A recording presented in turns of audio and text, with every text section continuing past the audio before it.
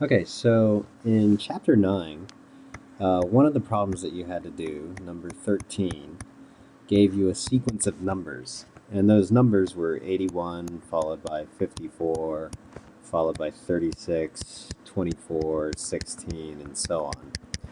And it asks you various questions about what number comes, 10th in the series and stuff like that, in the sequence. Um, well, let's think about it. A sequence is really just an ordered list of numbers. Whoops, sequence is an ordered list of numbers, or at least in our case, it's an ordered list of numbers. And in our case, if we called those numbers A1, A2, A3, dot, dot, dot, well, A1 would be 81, A2 would be 54, A3 would be 36. I'll list them all off here. A4 is 24, A5 is 16, dot, dot, dot.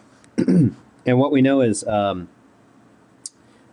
way that we got 54 in the problem was we're using a constant multiplier. So to get from 81 to 54, you have to multiply by something. And you can figure out that that's 2/3. So this is 81 times 2/3. And then I'd have to multiply by the same amount. So this is times 2/3, and then I'd multiply by 2/3 again to get to 36. So I could say it's 54 times 2/3, or I could say it's 81 times 2/3 times another 2/3. And then this number would be 81 times 2/3 cubed. And then I'd multiply by another 2/3. So I get 2/3 to the fourth, and so on. And so if I ask the question, what's the nth term?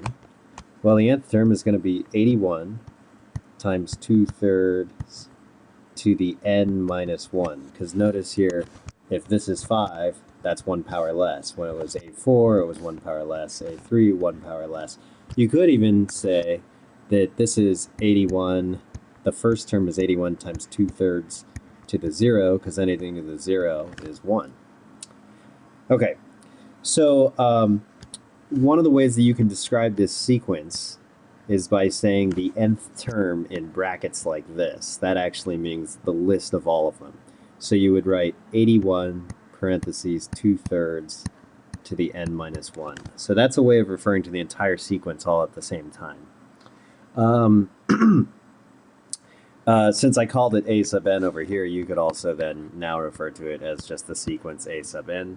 Or you could just list off all the numbers. They all mean the same thing. Now, when I define the nth term like this, where all I have to do is plug in an n, and I know what the nth term is. So if I said, what's the 72nd term? You just plug in 72 right here and you're done. That's called an explicitly defined sequence.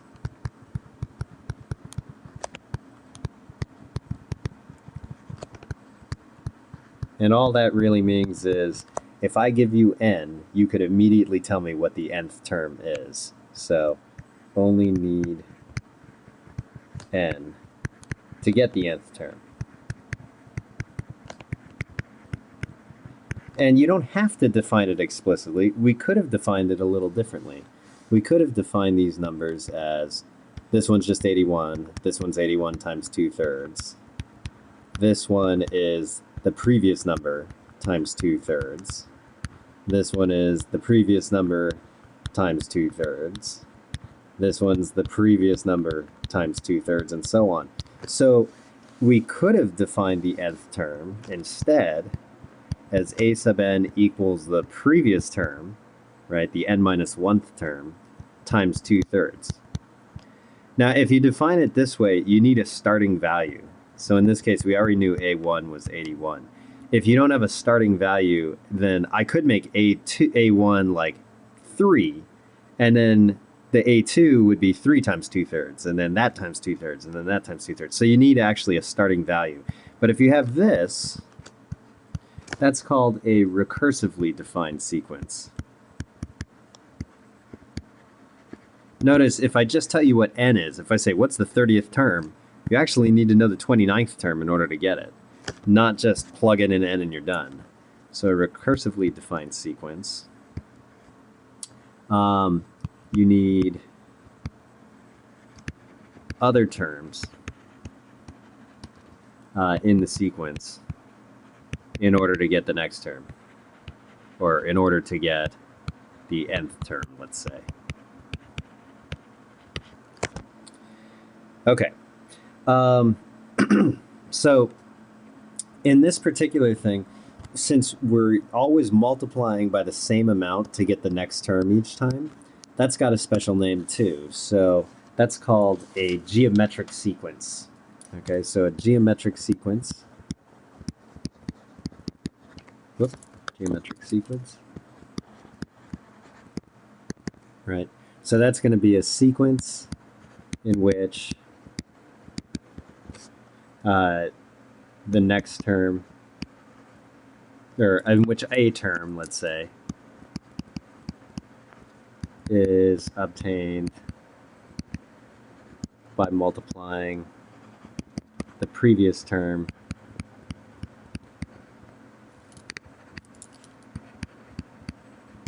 by a constant, a certain constant, let's say.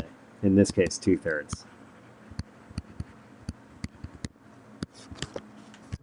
Okay.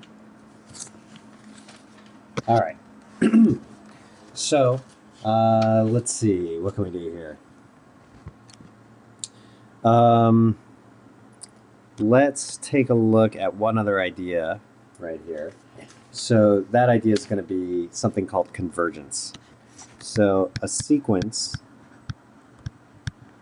is convergent if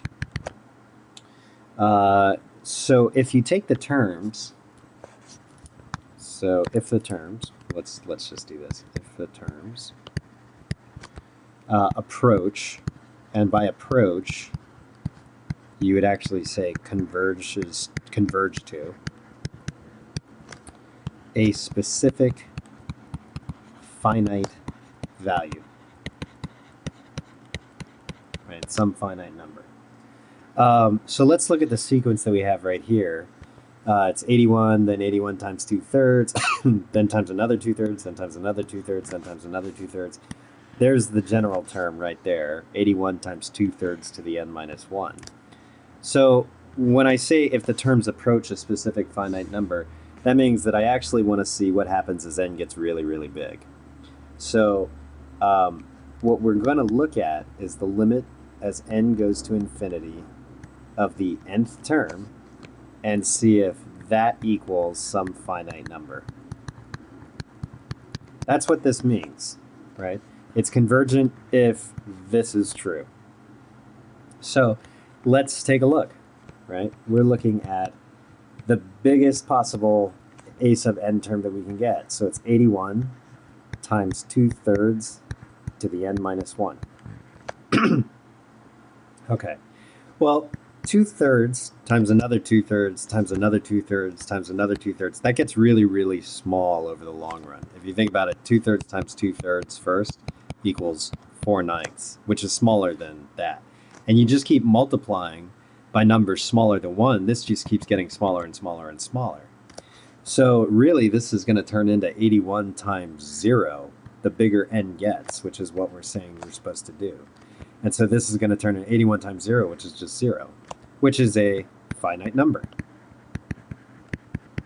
So what we would say is, we'd say the sequence 81 times 2/3 to the n minus 1 converges to 0. Now, if it turned out this equaled like infinity or something that wasn't a finite number, then instead you'd say, otherwise, the sequence is called divergent. And an example of a sequence that's divergent would be something like this: 1, -1, 1, -1, 1, ... Now, if you look at that sequence, the constant thing that I'm multiplying by is -1 every time. I just keep multiplying by -1. So it's a geometric sequence. But notice, even if I took the limit as n goes to infinity, it doesn't converge to a single finite value. It's either 1 or -1, but it's not one finite number. So this one would be a divergent sequence.